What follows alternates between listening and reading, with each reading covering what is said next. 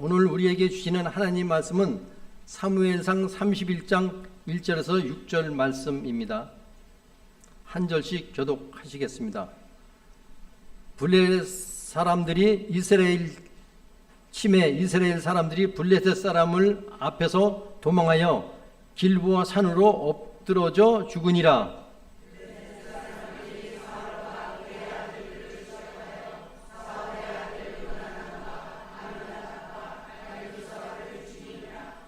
사울이 패전함에 활 쏘는 자가 따라잡으니 사울이 그 활 쏘는 자에게 중상을 입은지라.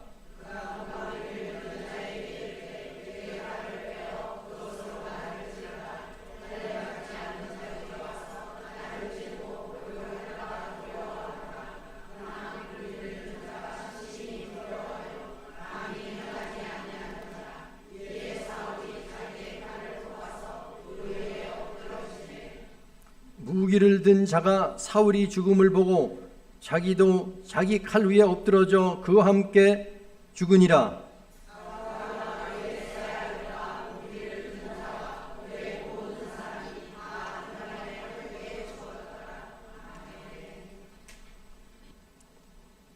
우리 주님의 사랑과 평화가 우리 평강교회 교우 여러분들에게 함께 하시기를 빕니다. 오늘 성가대 힘찬 찬양 감사합니다. 성경 말씀을 함께 읽고 보니까 오늘 본문 말씀이 너무 무서웠어요. 괜찮던가요?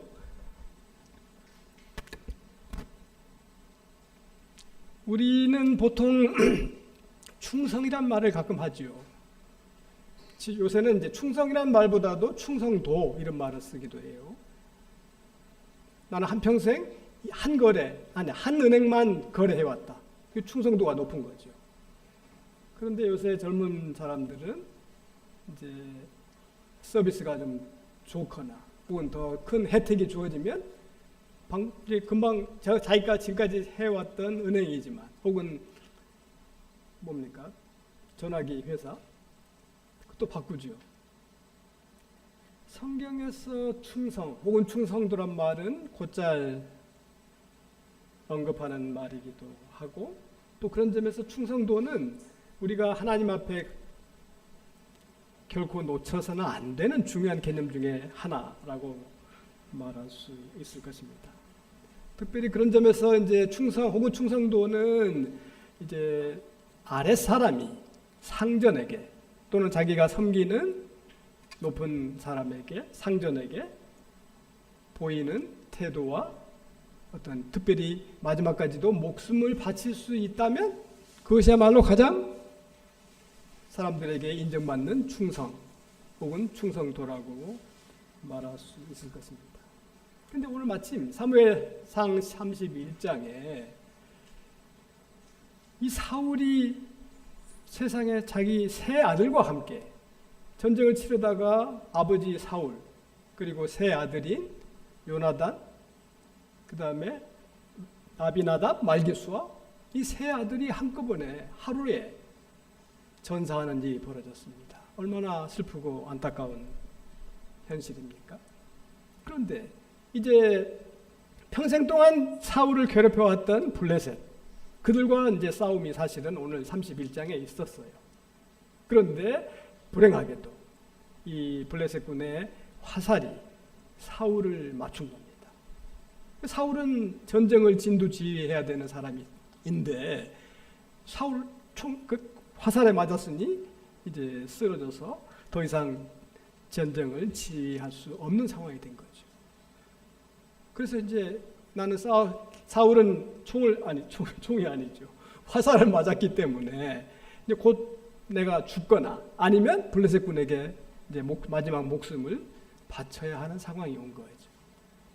이 상황을 면밀하게 혹은 냉철하게 들여다보고 있는 사울은 이제 이방인 군사에게 또는 블레셋 군사에게 자기 목숨을 이제 목숨의 마지막이 끊긴다고 하는 사실이 불쾌하고 또 하나님께 죄송했어요.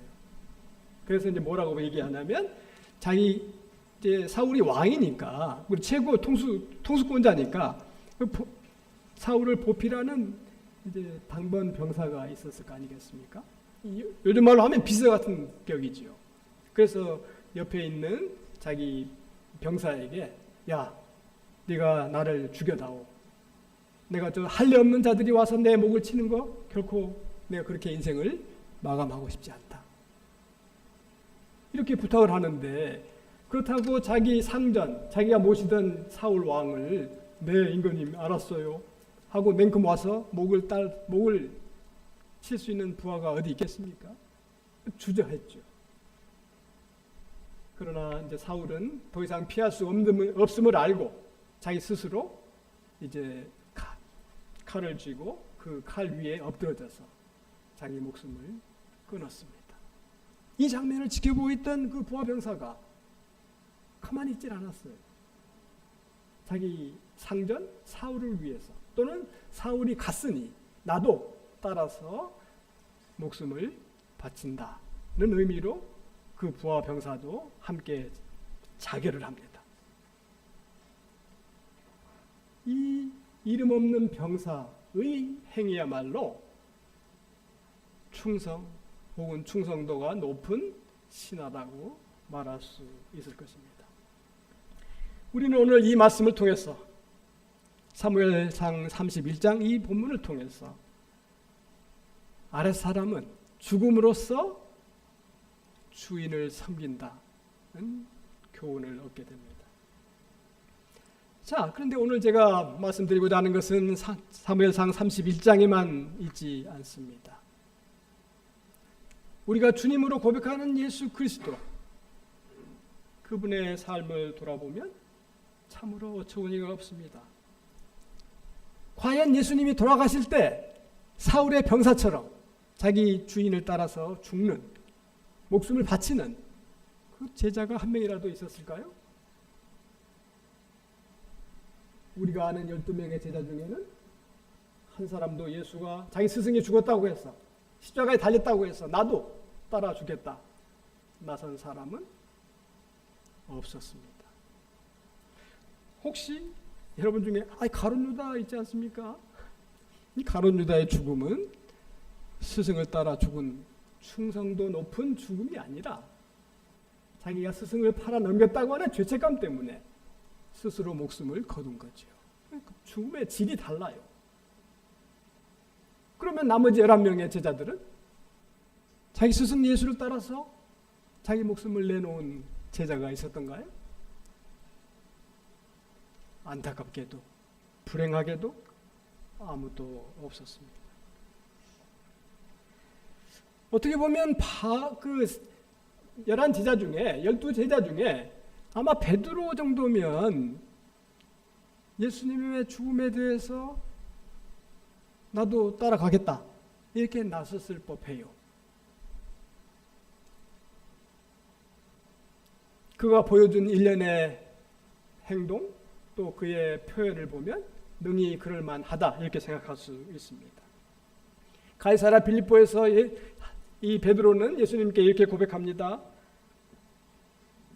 예수님이 이제 제자들에게 물었죠. 사람들이 나를 누구라고 하더냐? 그랬을 때 베드로가 이렇게 대답합니다. 주는 그리스도시요 살아계신 하나님의 아들이로소이다. 그래서 이제 시몬은 하나님의 예수님 앞에서 이 고백을 함으로써 사실은 이제 시몬에서 베드로라고 하는 새로운 이름을 얻게 되죠. 예수님으로부터 가장 큰 신망을 얻었어요. 또 예수님이 나는 고난을 당할 것이다 라고 하는 말씀을 미리 예고를 했습니다. 그때 베드로는 주님, 선생님이 감옥에 가신다면 나도 감옥에 가겠고 선생님이 죽으신다면 내가 죽는 것까지 같이 가겠습니다. 이렇게 말을 2번씩이나 했던 제자예요. 그런데 놀랍게도 예수님이 이제 잡혀서 신문을 받게 되자 그날 밤 이 베드로를 알아보던 이 시녀가 저도 예수님 이제 저 예수라고 하는 사람과 한패다라고 이제 지목을 해서 이제 따져들자 나는 그를 모른다. 아니다. 나는 네가 무슨 말 하는지 모르겠다 라면서 3번씩이나 예수와 자신의 관계를 부인합니다. 참 이상하죠. 평소에 그렇게 예수님을 따라서 잡히신다면 같이 잡히겠고 죽으신다면 같이 죽겠다고 다짐했던 그가 왜 이렇게 그의 말과 행위가 일치하지 않았을까요? 예수님은 이미 이 사건을 예견하고 계셨어요. 그래서 베드로에게 이렇게 말합니다.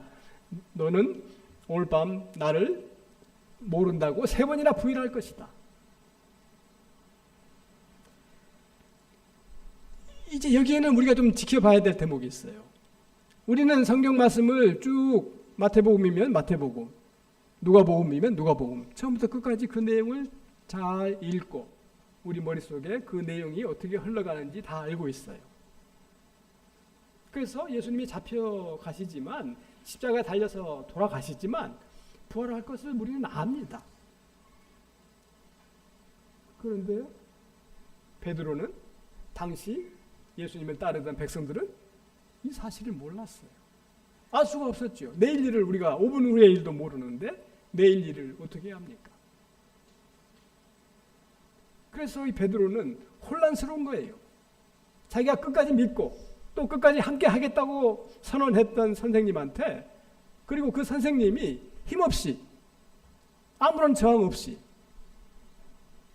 로마군에 잡혀가고 마침내 십자가에 달려 죽는 이 허망한 모습을 보니까 과연 선생님이 말씀하시던 그 메시지가, 그 선포의 내용이 과연 믿을 만한 것인가? 더 이상 나는 예수님을 따라서는 안 되는 게 아닌가? 이런저런 생각들이 베드로를 혼란스럽게 만들었습니다. 아니, 평소에 그가 보여주셨던 놀라운 기적 다 어디 갔습니까? 그리고 예수님이 예루살렘에 와서 보여주셨던 그 놀라운 사역들은 제자들의 마음을 들뜨게 했었죠. 그런데 예수님이 힘없이 달려 재판받으시고 십자가에 달려 죽으시면서 제자들의 눈에는, 제자들의 판단에는 혼란스러워서 예수님을 더 따라야 할 것인지 아니면 내가 여기서 죽음을 스스로 결정해야 될 것인지 판단을 하고 할 수 없었던 것입니다. 이렇게 혼란스러웠기 때문에 베드로는 나는 모른다. 내가 그거 아니다. 당신이 내게 무슨 말 하는지 모르겠어. 부인했던 겁니다. 그러면 제가 이제 사울의 얘기를 먼저 꺼냈습니다. 그리고 예수님의 제자들과 지금 비교하고 있습니다. 그러면 과연 예수님의 제자들 중에 사울의 그 부하 직원, 부하 병사처럼 그렇게 자기 스승을, 자기 주군을 마지막까지 보필하려고 했던 제자가 없었을까? 우리가 볼 때는 아무도 없죠. 예수님은 베드로가 자기를 따라서 죽을지도 모른다고 하는 사실을 예견하시고 베드로에게 내가 나를 오늘 3번 부인할 것이다, 이렇게 말씀하셨을 것입니다. 왜냐하면 예수님은 사울의 부하처럼 죽음으로써 충성을 보여야 할 때가 아니라 살아서 나의 죽음을 전하고 나의 부활을 전하고 나의 메시지를 전해야 한다고 하는 사실을 베드로에게 전해주고 싶었던 것입니다. 그런 점에서 다혈질이었던 베드로를 한숨 죽이게 하는, 한숨 좀 걸러내서 그의 성격대로 예수님이 죽었으니까 나도 따라 죽겠다라고 하는 베드로의 이 다혈질을 미리 이제 한 박자 늦춰놨다고 말할 수 있을 것입니다. 나중에 베드로에게 예수님은 3차례나 내 양을 먹여라, 내 양을 먹여라 내 양을 먹여라 말씀하신 이유도 이와 관련이 있습니다. 자칫 그의 다혈질 때문에 자기 목숨을 내버릴 수 있는 그 무모한 성격을 주저앉히고 살아서 내가 보고 목격하고 예수님을 통해서 경험했던 것들을 세상에 나가서 증언해라. 그 말씀이 내 양을 먹여라, 내 양을 먹여라 세 차례나 당부하셨던 그 말씀이기도 합니다. 자, 그러면 우리는 믿음을 가진 믿음의 사람으로서 예수님께 어떻게 충성할 수 있을까요? 우리는 어떻게 베드로처럼 주님과 동행하면서 그 은혜를 간직하고 살아서 그의 말씀을 전하며 또 주의 가르침을 따를 수 있을까요? 우리도 역시 베드로처럼 사실 따지고 보면 한편에서는 주님을 끝까지 따르겠다고 고백하고 다짐하지만 또 다른 편에서는 내가 알게 모르게 하나님을 배반하고 그의 가르침을 따르지 않는 베드로와 같은 삶을 살기도 하죠.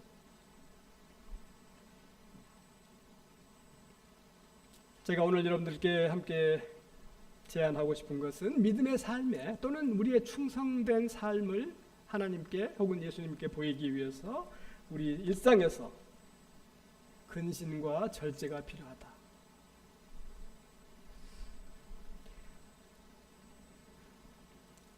자신의 상관, 내가 보필했던 상전이 혹은 왕이 죽었을 때 사울 왕의 부관처럼 목숨을 끊는 것은 아마 분명 충성의 본보기라고 말할 수는 있을 것입니다.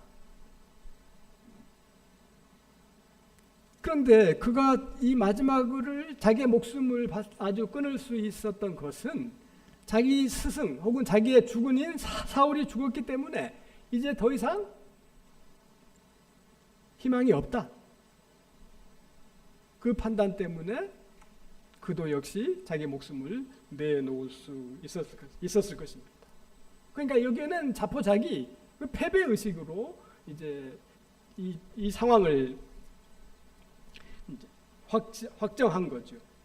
그런데 베드로가 보여준 배반은 역시 칭찬할 만한 것은 아니에요.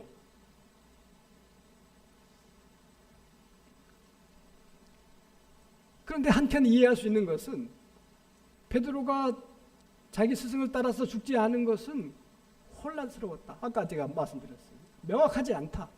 예수님이 돌아가신다고 했는데 다시 부활하신다고 했는데 이 즈음이 로마군에 잡혀감으로써 이 즈음이 우리의 꿈이 마지막인가? 사실 우리의 삶도 그렇게 명확하진 않아요. 항상 불분명해요. 그 불분명한 모호한 태도, 모호한 삶 속에서 우리는 믿음을 지켜야 된다고 하는 게 우리들한테 주어진 숙제이기도 합니다. 그런데 베드로는 사울 왕의 경호원처럼 이 패배감에 사로잡힐 필요는 없었습니다. 혼란스러워할 필요도 없습니다. 왜요? 우리는 예수께서 십자가에 달려서 돌아가셨지만 3일 후에 부활하실 것을 다 알고 있기 때문에, 그리고 우리는 그 부활의 기쁨을 해마다 경험하고 있기 때문에 혼란스러워할 필요가 없다. 우리의 삶에, 우리의 믿음에는 근신이 필요하다. 절제가 필요하다. 농부는 탐스럽고 좋은 열매를 얻기 위해서 멀쩡한 꽃을 따냅니다. 튼튼한 가지를 솎아냅니다. 신앙생활도 마찬가지입니다. 우리가 주님의 은혜를 사모하는데 방해가 된다면 멀쩡하지만 그 꽃을 따내야 돼요. 가지가 튼튼하지만 그 가지를 잘라내야 돼요.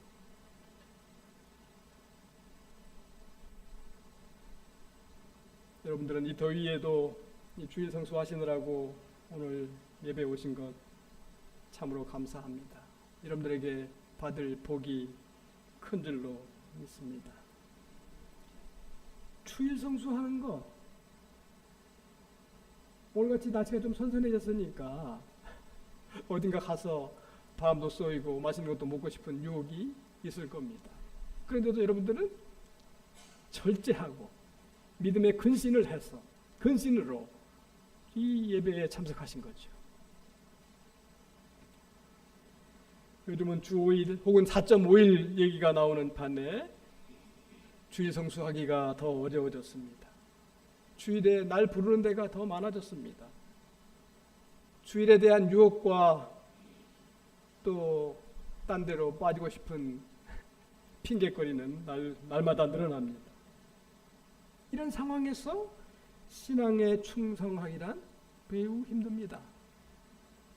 웬만한 절제, 웬만한 근신이 아니면 주일 성수하기 어렵다, 불가능하다. 여러분들은 이미 하나님으로부터 큰 상을 예비 확보하신 상태입니다. 아멘이 없으시네. 자, 제가 이제 첫 번째 믿음으로써 우리가 삶에서 보여줘야 될 이제 절제와 근신을 말씀을 드렸는데, 또 한 가지 말씀드리고 싶은 것은 이제 송구스러운 마음, 오늘 설교 제목이기도 합니다. 저는 이제 주로 대중교통을 타고, 특별히 지하철을 타고 이동을 하는데, 그 젊은 사람들이 나이든 어른들을 보고 자리를 양보하는 것을 보면 참으로 흐뭇하고 참 마음이 따뜻해져요. 젊은이들이 어른들에게 자리를 양보하는 그 일은 정말 보는 사람에게 기분 좋고, 또 그 실제로 양보를 받는 사람도 아마 행복하리라고 생각합니다. 그런데 그 양보는 당연한 게 아닙니다. 나도 피곤해서 앉고 싶고, 나도 멀리 가니까 자리 앉아서 좀 편하게 가고 싶은 마음 누구나 다 있습니다.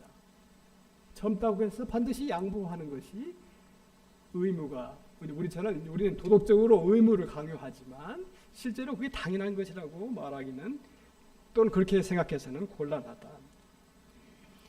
자, 예수님의 이 땅에 오신 이유를 한번 생각해 봅시다.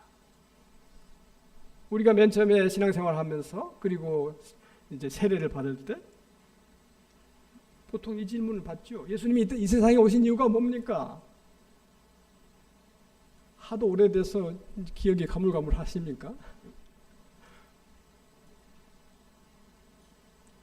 우리 인간을 구원하기 위해서 예수님이 이 땅에 오셨습니다. 이것은 이제 교리적인 답변이에요. 교리적인 답변. 그런데 이보다도 더 근본적인 이유가 있습니다.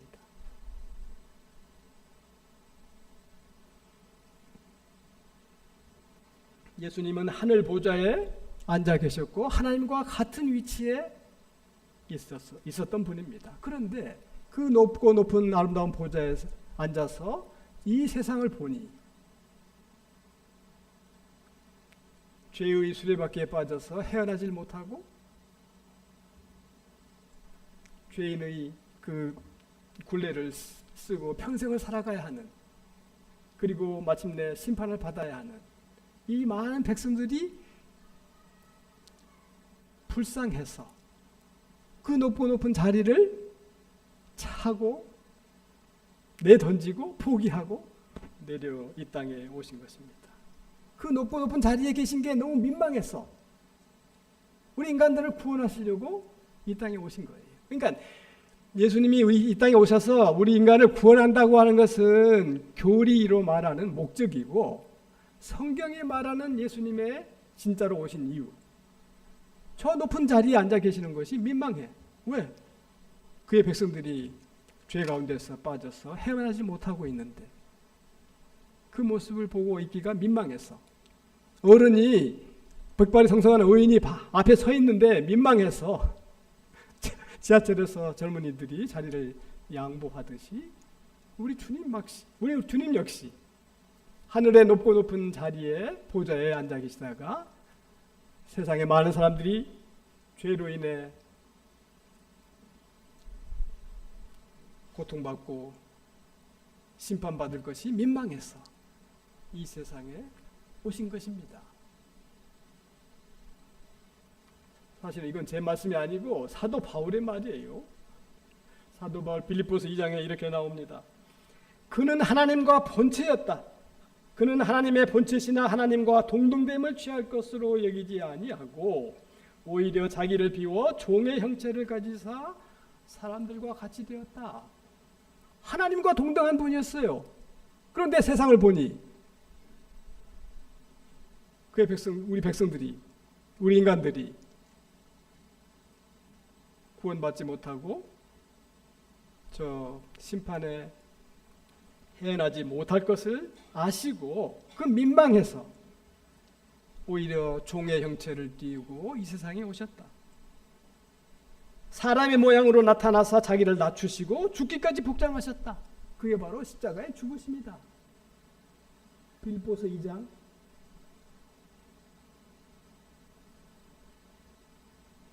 우리는 이 말씀에 의지해서 믿음 생활을 하고 있습니다.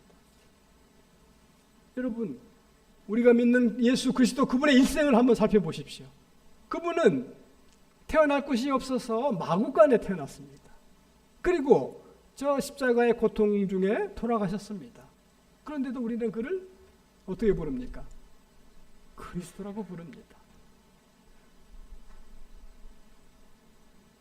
낮고 천한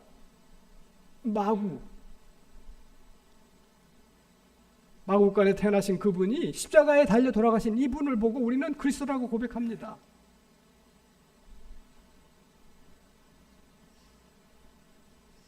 예수님이 이 땅에 종의 모습으로 오신 것을 보여준 한 장면입니다.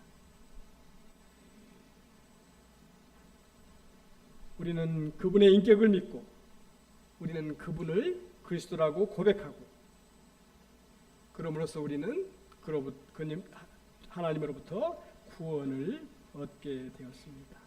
누구든지 주의 이름을 부르는 자는 구원을 얻으리로다. 얼마나 쉽습니까? 이거 갖다 값싼 은혜라고 그래요.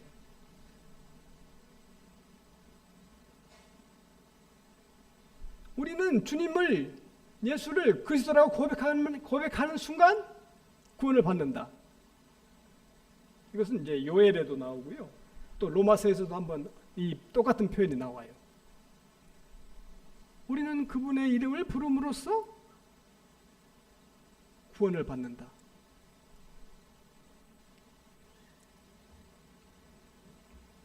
저는 오늘 여러분들에게 한 가지 짤막한 얘기 하나 소개할까 합니다. 미국 어린이 동화책에 나오는 이야기입니다. 잘 들으셔야 돼요. 한 마을에 everybody, somebody, nobody, anybody 네 사람이 살고 있었어요. 이게 사람 이름이에요. everybody 모두, somebody 누군가, anybody 아무나, nobody 아무도. 그런데 이 마을에 어떤 일이 생기면 이 네 사람이 함께 합심하기로 되어 있었습니다. 그런데 이 미국은 광활한 자연이잖아요. 언제 어디서 이 동물들이 튀어나올지 몰라요. 어느 날 덩치가 큰 곰 한 마리가 나타나서 마을을 헤집고 다닙니다. 무서워서 사람들이 다 집에서 나오질 않습니다. 그래서 서로 생각하기를 에브리바디는 사람 이름이에요. 에브리바디가. 이 에브리바디는 누군가가 와서 이 일을 수습하겠지. 저 곰을 쫓아내겠지. 썸바디가 나와서 그 일을 해줄 거라고 생각했어요. 그런데 썸바디는 이거 아무나 할 수 있는 일이니까 애니바디 와서 그 곰을 쫓아내겠지. 서로 이렇게 미루다 보니까 결국에는 노바디, 아무도 그 곰을 쫓아내지 못하고 그 마을이 완전히 쑥대밭이 되었다. 저는 오늘 평강교회 와서 참으로 기쁘고 여러분들과 함께 은혜를 나눌 수 있어서 더할 나위 없이 행복합니다. 평강교회가 꿈꿔온 일, 함께 해온 일, 저는 잘 모릅니다. 아마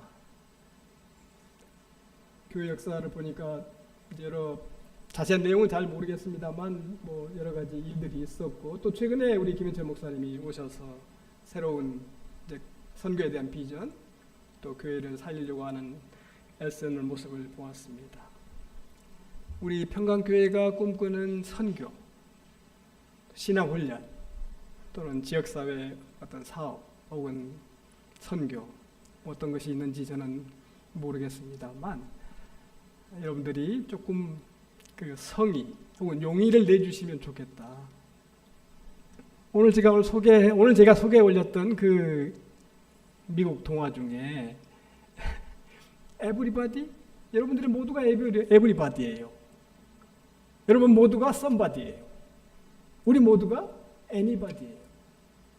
우리 모두가 nobody예요. 이 네 사람이 함께 일하기로 했으면 어떤 일이든지 함께 협력을 해야 돼요. 그런데 anybody는 아무나잖아요. 아무나 할 수 있는 일이니까 뭐 somebody가 와서 하겠지. 아니, everybody 다 할 거야. 그렇게 서로 자기가 성의를 내지 않고 누군가가 하겠지라고 생각하면 결국에는 nobody, 아무도 일을 하지 않게 된다.